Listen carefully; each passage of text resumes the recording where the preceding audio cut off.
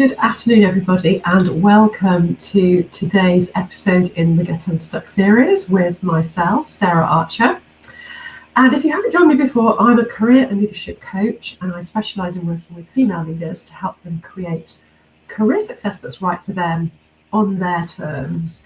And I do that either through helping them find their next level leadership role, supporting them with that promotion or that job search strategy, or actually helping them have more confidence, impact and influence in their existing leadership role. And I created this Get Unstuck series for LinkedIn because I know, having been a female leader, as an HR director, it is so hard to find the time to think about your career, to think about your leadership development during the week. You know, the day job is just so full on. So I thought if I do these kind of mini sessions twice a month, a Wednesday lunchtime, hopefully you might be able to tune in and pick up on some tools, some techniques, some tips. They're always very practical, and some inspiration and motivation to move your career forward in the way that you want to. So if you can't join me live, they are always available on replay. You'll find them in the events section on my LinkedIn profile. But if you are here with me live, please do say hello, pop a little hello in the comments. It's always great to know if people are with me, although I do know a lot of people watch them later. And obviously, if you've got questions or comments about today's topic, then do pop them in the chat and I will come back and answer them. I also have a podcast called the Get Unstuck. No, that's the LinkedIn series called Unstuck and Unstoppable. And I cover the same sort of topics in the podcast. So if you prefer to capture your leadership development, career inspiration while you're out for a run, walking the dog, at the gym, or doing the ironing, then obviously you can do that through the podcast, and I will put a link in the comments after the session. So let's think about today's topic, which is how to sell yourself confidently at your next leadership interview. And I do a lot of leadership interview coaching because no matter how senior you are, the interview process always feels quite challenging. To be able to walk in there confidently and talk about yourself for an hour to perfect strangers often can feel really unnatural. It can feel uncomfortable. And it can put people off going for that kind of next level role, which is why I love interview coaching, because there's lots of small things you can do that can make a big impact on your interview impact. And that's what we're going to talk about today.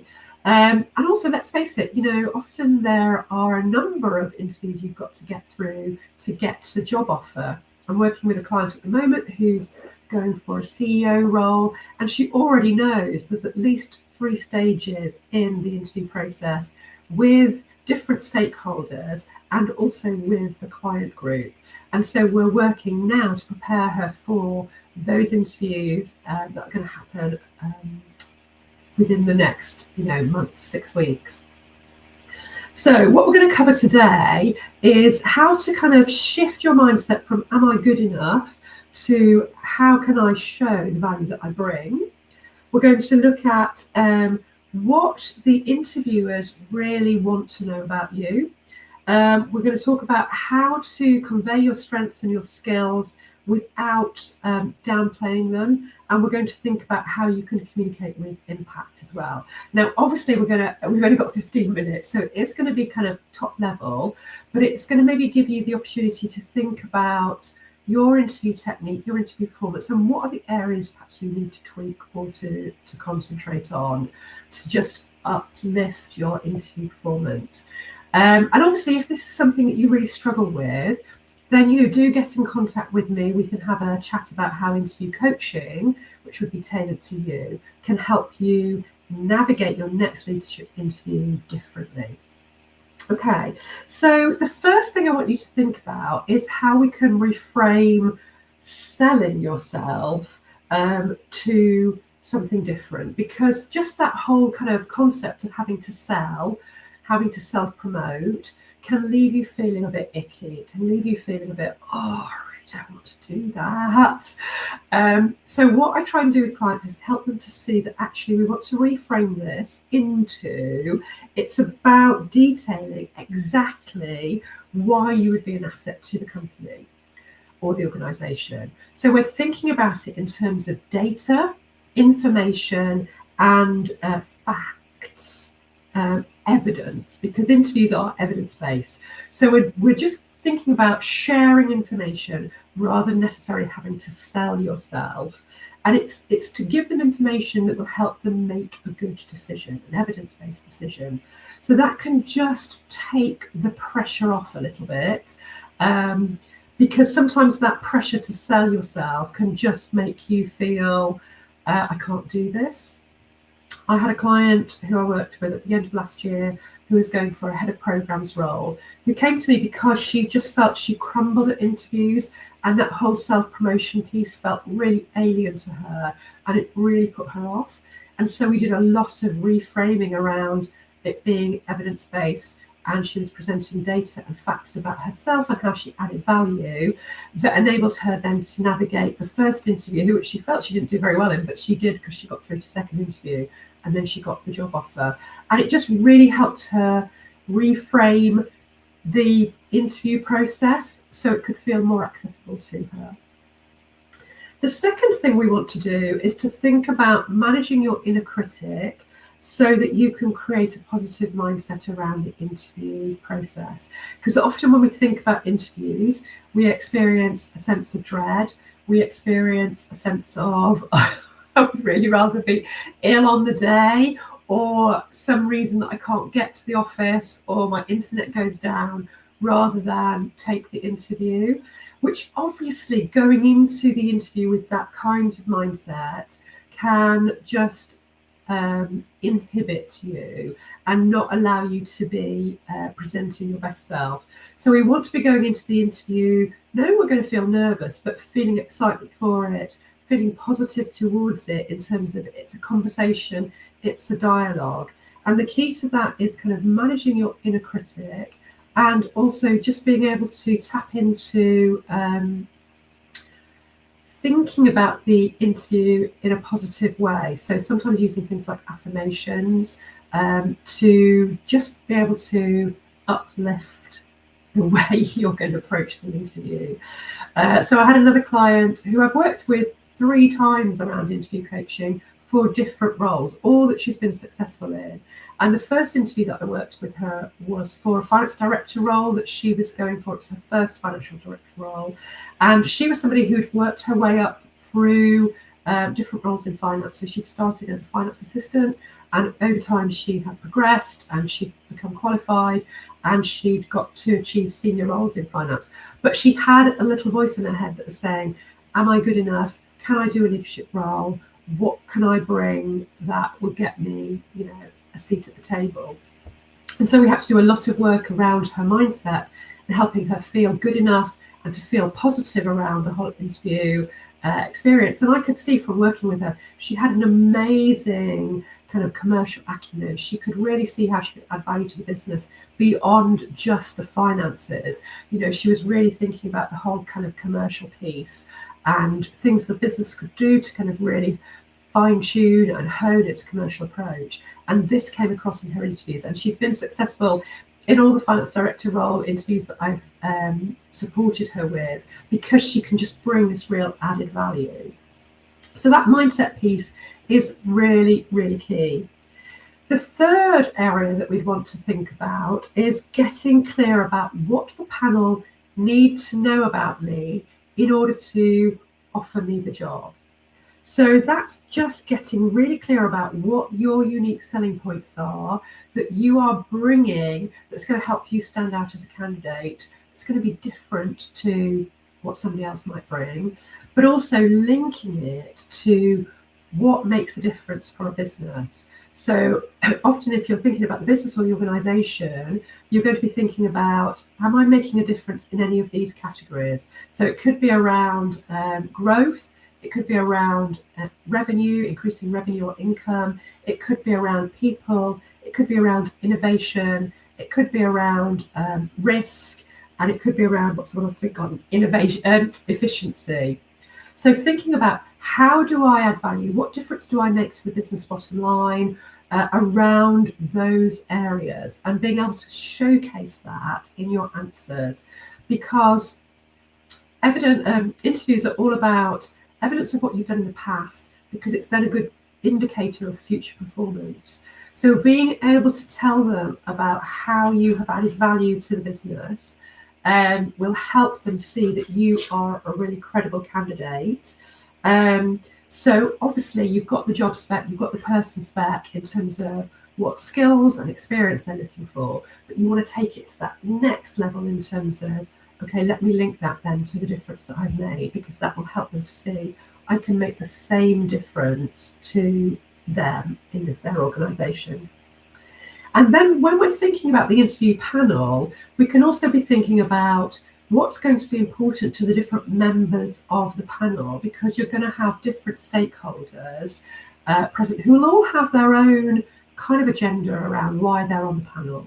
So obviously your immediate boss will be thinking about, how are you going to add value? How are you going to help me be successful? How are you going to deliver what I need to deliver for my team, for my department this year?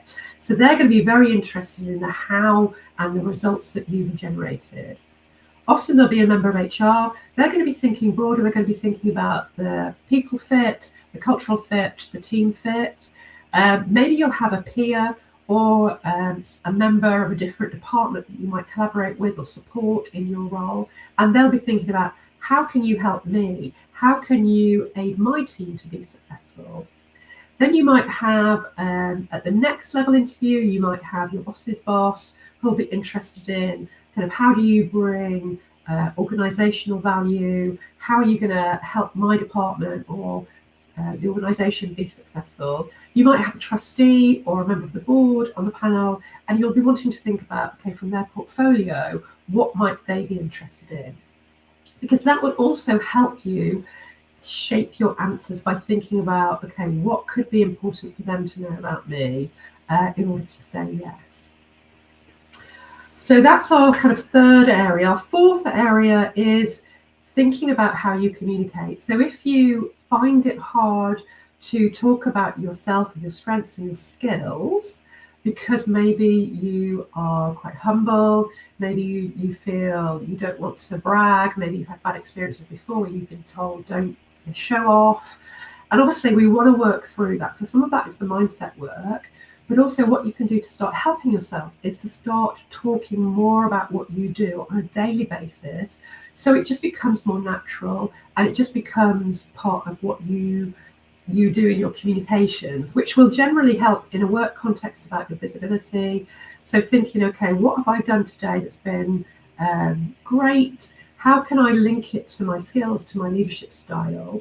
And if you don't feel comfortable doing it at work in terms of talking about what you've achieved, doing it at home with a partner, with a friend, just practicing, telling them, in a very kind of factual, evidence-based way, what you did and how you did it, and the complexities that you navigated in order to deliver something or to make something happen. It'll just help you get more comfortable. And obviously, when you're going for a leadership role, you've got to watch out for that tricky balance between operational and strategy. Because depending on what level you are, sometimes you can get stuck in the operational. But if you're going for that next leadership role, they want to see your strategic approach as well. So it's definitely about making sure you're demonstrating that balance of the strategy and the how do I do it. And then our final area is to kind of create personal impact, because we also, as well as all that factored evidence and data, we also want to be showing who we are as a person and also showing our enthusiasm and our passion for the role and our excitement for the role, because that's contagious and you want to be conveying that. But sometimes if you're nervous, what happens is you're so focused on containing your nerves that enthusiasm and that excitement gets also squashed. So it's just thinking about making sure you're conveying that. And one way to do that is to think about this role that I'm going for. What sparks joy for me personally about that role? Is it the mission? Is it the purpose? Is it the people? Is it the projects? Is it the tools even that I might be working with? But finding something that sparks joy and being able to think about how you communicate that in the interview setting as well.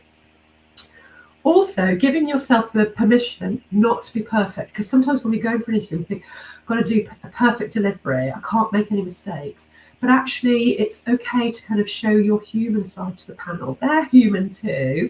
And sometimes it can be enough just to show that kind of personality piece, if you like. So I remember I went for an interview when I was leaving my HR director role and I was applying for a career coaching job at a social enterprise. I hadn't had an interview for 7 years. And so I was nervous. I had to do a role play at the beginning of the interview as well. So I was quite anxious about it. So when I went in and met the panel, I said, please be gentle with me. I haven't had an interview for 7 years. And it just kind of broke the ice. It lightened the atmosphere a bit. It gave me permission to not be, 100% perfect. I mean, luckily I did get the job, so it worked. But just thinking about, what would make you feel able to relax a little bit, using your body language, smiling, is all kind of great ways to show your personality and to break the ice a little bit. And you can be, and you should be proactive in the interview. So creating the right environment for yourself. So if you're someone who naturally is quite engaging and, you would normally want to kind of lighten the atmosphere, then do that in the interview. It doesn't have to all be the responsibility of the panel to make you feel good. You can think about how can I show my personality and enable me to feel a bit more relaxed at the beginning of the interview. And then the final thing is to be intentional about the impression and the impact you want to have in the interview. So thinking about how you want to come across in that interview setting, bearing in mind what the kind of job is. So, do you want to be seen as a safe pair of hands? Do you want to be seen as a go-getter? Do you want to be seen as a people person? And just being really intentional, going into that interview, intentional about the impression and the impact that you want to create, is also really part of that being proactive in the interview process.